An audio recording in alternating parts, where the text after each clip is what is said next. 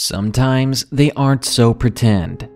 This world is a strange one. When we are young, our minds are at their most creative. We play pretend, create whole worlds and paradigms in our heads. We have more fun than we ever will. Some of us even create our own friends, imaginary friends. It can be creepy or odd to see your child talking to someone who isn't there. And it can get the more superstitious of us wondering, are they really make-believe? Or is it a spirit or some sort of entity? If that is the case, what do they want? Well, tonight, I'll share with you 5 allegedly real imaginary friend ghost stories. But first, I will let you all know that I'm looking for your creepy church stories and glitch in the matrix experiences. If you have a true story of your own, send it to me at darknessprevails.org. Thanks. Now, let me introduce you to my friends.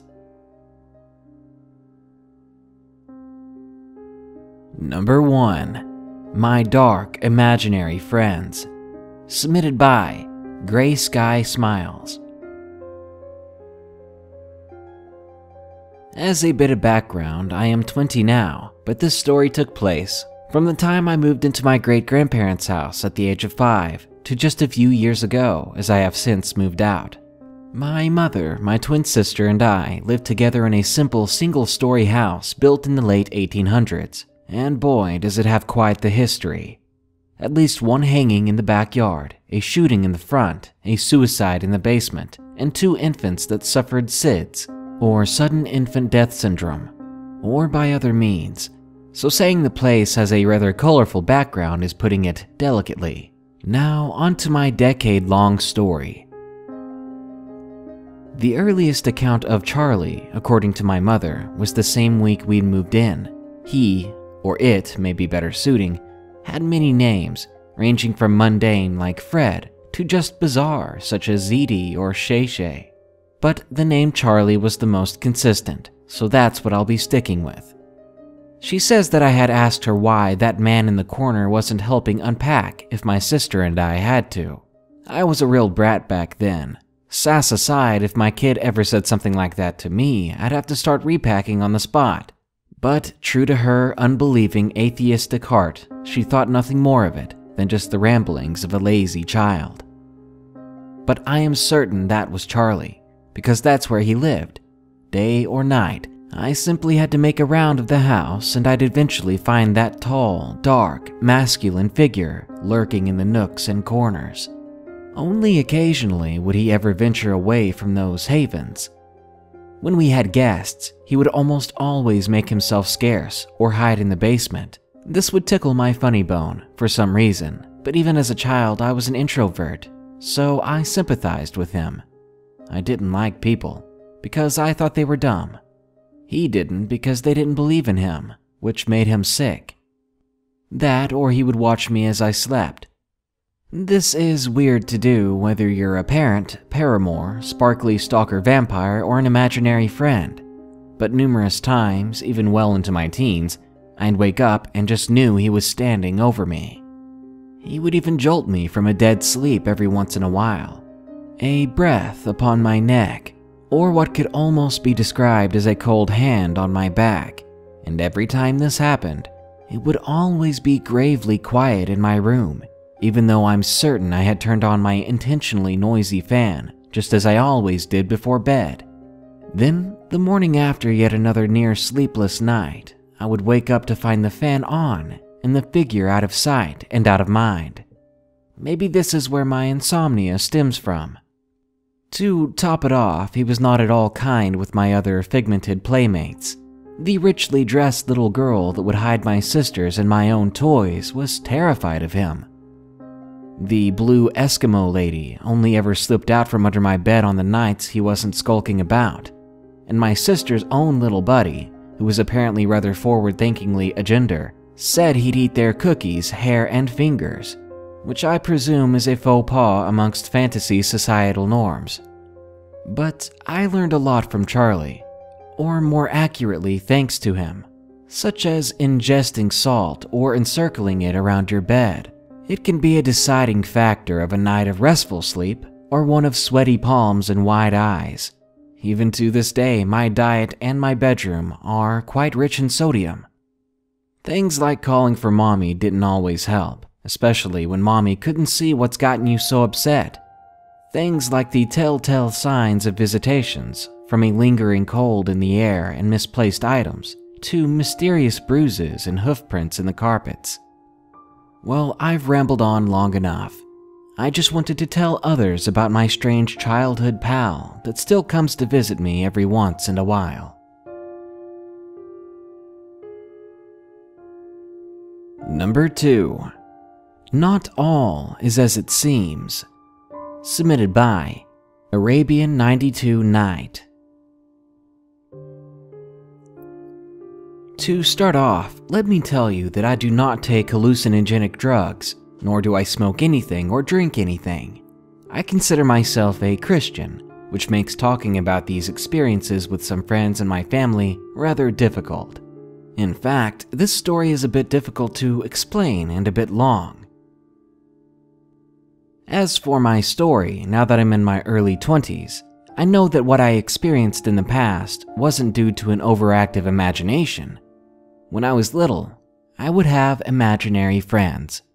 Nothing weird there, every kid has an imaginary friend, but mine were different. They tended to have more details when I would explain them to my family. My first was a large dragon that I would protect my school with from an evil red dragon. Nothing strange until you hear the details. They weren't details a kid my age should have. Soon my second grade teacher suggested writing down what I saw. I still had that story cross-stitched and hanging on my wall. Years go by and I still see and sense things that others can't. The teachers would complain that I was disruptive in class because I would look over as someone walked into the room, but no one else would notice them and interact with them. I would tell others when they got close to them, when they would sit, or to tell the person that walked in to not be so loud. I was eventually pulled into homeschool, where I truly started to notice my oddity. I began to see a new friend who took the form of a pixie. He was injured when I met him and I took him home. Why did I take him home? I'm not sure, but for the next year he was my constant companion, talking with me, suggesting story ideas, and even giving me advice when I was in trouble. But then I began to notice something in my house was not right. It didn't feel as homey anymore, especially the half-finished basement at night. I would see shadows dart around the house. My mom would see someone watching her around a corner. My brother would see ghostly figures going through my mom's stuff, and I would hear footsteps around my own bed. My pixie friend would sleep in a hole between the wall and the ceiling, which led to the furnace. I should say that I slept in the basement, but at night I just couldn't sleep. I would always feel like something was glaring at me from a dark corner of my room, making my spine tingle and tighten to the point where it hurt. When I'd hear those footsteps, I would race upstairs, feeling like something was chasing me, so I'd go get my parents. They would come down and they'd listen, but there would be nothing. We didn't think it was a ghost because we had built this house ourselves. It wasn't old enough. Though in later years, desperate for an explanation, we suspected it was on sacred Indian ground or a burial site, or maybe even a battlefield, as my brother found a spearhead while helping my dad put in the front steps. During this time, my whole family would get sick rather easily and often. For a while, we all had digestive problems, where we'd lose whatever we'd eat for a day or two. Then we'd have rancid indigestion that would taste so badly that we'd want to lose our lunches. One night, after a horrific nightmare, I went upstairs to sleep with my mother. I was 15 at the time, so this was a huge defeat on my part. But those footsteps I'd hear in my room, they had followed me upstairs and were now pacing around my mom's bed. I woke her up and I told her what I was hearing. And of course, she began to worry when she heard nothing. It was after that sleepless night that my parents finally believed that something was not right in my house. And it was around that time that my pixie friend was acting strange. He was hiding something from me. I brought it up to my mom one day. She suggested that I stop talking to him to see how he'd react, and it didn't go well. At first he was worried that I was not talking to him, and then he just got angry. I started praying that he'd be removed from the house, and he screamed that I was making a mistake. A couple lonely weeks later, he returned with one threat. "If you don't let me back in, I'd think that that new friend of yours might find herself in a bit of an accident." From then on, I assumed that this was actually a demon using a friendly form to get closer, to get to my family through me. I'm glad I never found out though. I refused to take him back, and I never saw it again after that. Though it was after this, I started to wonder why I could sense and see things like him, because after that, I began to understand what I was sensing and feeling. I saw more as I grew older. You'd expect that these imaginary things would go away, but my sight only got worse. Every house I've lived in has had a ghost or a spirit inside. The last two being a little girl in a red cloak and white dress that my siblings woke by accident when we had discovered an old well and tossed a rock into it. The most recent is in the house we live in now, which has at least one portal, which is located in my brother's room. I've researched and found out that I may be clairvoyant, that the Bible describes it as the gift of discernment. In truth, I do enjoy having this gift because I get to see and hear things that many others can't. I constantly hear voices when trying to go to bed, but in other people's homes I don't hear them at all. I see shadow figures around the house as well as light figures. I like to believe that those are family angels. I've also seen something very dark attached to my father. When I tried to warn him of its presence, he blew up on me, and I've since sworn to not tell my family when I sense or see anything. I've also seen our dog, which has recently passed away on the last trip to the vet. She was sitting at the fence and watching us as we said our goodbyes before fading away. She still visits from time to time. This may be long and not too scary, but I did want to share my story to let people know, who can see things the way I do, that you don't have to be afraid of what you see. Just think of it as seeing extra details of the world that you see already. But don't get me wrong, there are dangerous things out there, like my pixie friend that I'm positive wanted to tear my family apart through stress and health. If you have a kid and are hearing this, or you are a kid and have an imaginary friend, be sure he's really just your imagination and not something more.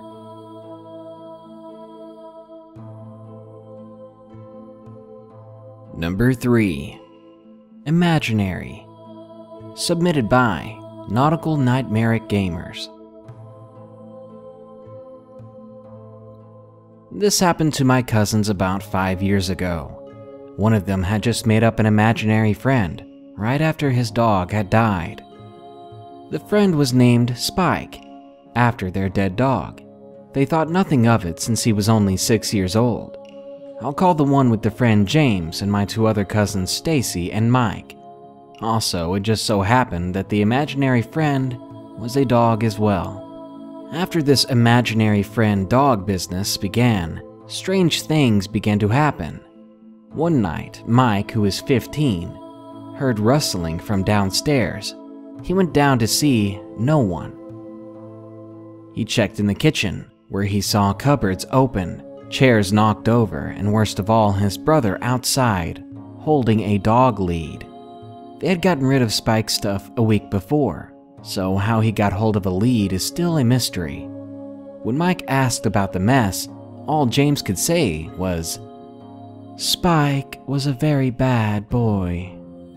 Mike did wake his parents and tell them the situation, and after that, Mike went back to sleep. For the next couple of days, James wouldn't talk to anyone but this Spike. His parents were very worried. They took him to doctors, but once they arrived, he was suddenly back to normal, pretending that there was no problem. One night, Stacy, who was 17, had friends over, and she also had to babysit James because her parents and Mike were at a show. James went to sleep on her bed. A couple of hours later, he woke up screaming. When she looked over, her heart sank. He had canine-like bite marks on his arm, and there was blood flowing from those wounds. They all screamed. She called her parents, and they were home in about 10 minutes.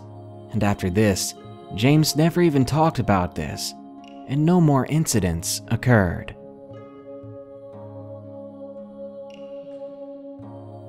Number 4. My Sister. Submitted by Ashley Marie. When I was in 4th grade, I found out my mom was pregnant. At the time, I was beyond excited. Being an only child, the house sometimes got a little lonely, especially when my friends weren't around and I was home alone. I always wanted someone to share the house with, despite the fact that I knew that the baby would get a lot more attention than me, at least for a while. At first, everything was great. I could barely contain my excitement. I was counting the days until my little brother or sister would be born. But when my mom went to go find out the gender, she came back home looking upset. I was confused, but I didn't want to pry too much. She said that they didn't know the gender, and for now we'd have to wait to find out. I didn't mind, I was just excited for my brother or sister to be born. Fast forward a week or so, my mom miscarried, and it was bad. She almost died. Luckily, we didn't lose her, but the baby didn't make it. I was absolutely devastated, especially when I found out that she wouldn't be able to get pregnant again, and I would never have a little sibling. I didn't say anything, since I knew that my mom was very upset. But after that day, I started to see things. A little girl would always be around my mom, just smiling up at her, rocking back and forth on her feet. She looked to be about 3 or 4 years old, and once in a while, I would even see her in my room, watching me do my homework or practice my singing or what have you. Yet, I never felt threatened by her, and I didn't know why. A few years passed and I was 15. We had moved out of our old house and into an apartment down in Florida. Originally, we had lived in Massachusetts. Things were very stressful for me. I had made new friends and such, but my grades were suffering from the big move. I felt awful all the time because of it. I felt like I had let my little sibling down. You see, I had vowed to live for the both of us and to do everything to make my sibling proud of me. What kind of big sister would I be if I didn't do that for them? Well, on one particularly awful night, I was laying in bed, sobbing. I felt awful, like I wasn't doing enough and I could be much, much better. I remember whispering, "I'm sorry, I let you down. I wish you were the one who was alive and not me." It was supposed to be my sibling, and I guess they heard me, because I felt someone watching me, and then I heard a soft hush in my ear, and a hand gently rubbing my arm, a very small hand. Then, in a quiet, feminine voice, another whisper came, "Go to sleep." Now, typically, I would be freaking out, but this sensation, it felt so soothing, I fell asleep right on the spot. I vividly remember having a dream that night where me and a little girl were sitting on my bed, just talking and laughing about school and drama and such. She was obviously younger than me, but she seemed so mature in the way she held herself. Then she smiled at me and said, "Hey, keep living for me, okay? I couldn't ask for a better life than the one I get to live through you." I never even had a chance to reply before my dad woke me up for school, but I was all smiles that day because of it. I'm convinced that that was my little sister, and even now when I feel scared or mad or stressed, I sometimes feel a little hand grab onto mine and I squeeze it tight. It really helps.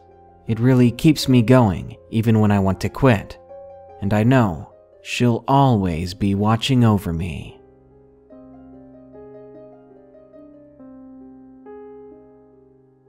And number 5, My Invisible Friend.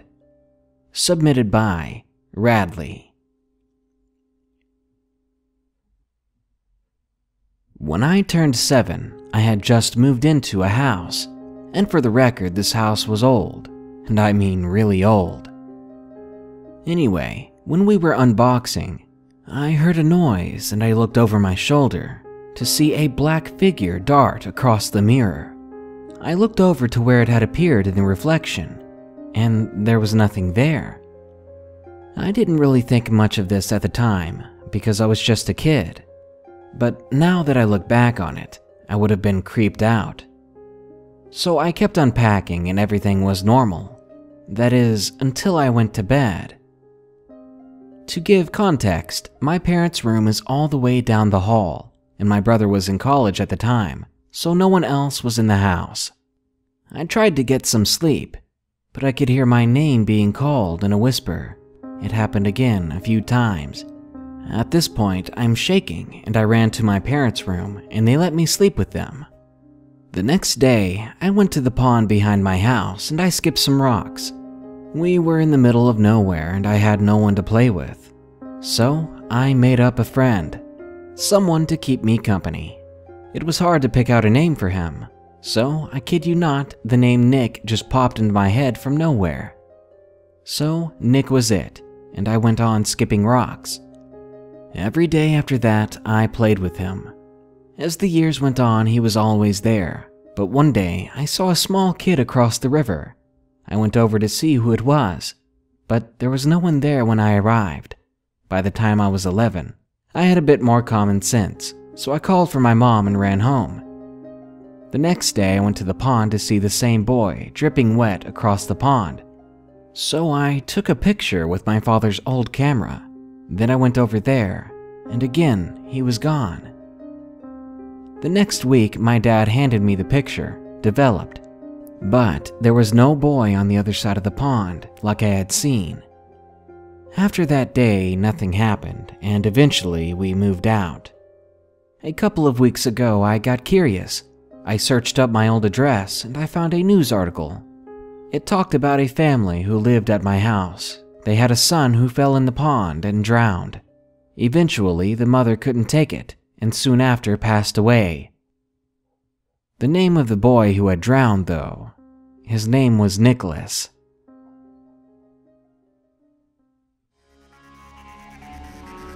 Personally, I don't remember having any imaginary friends of my own, though my family has told me stories of the oddly named creatures that I told my parents were with us at the dinner table.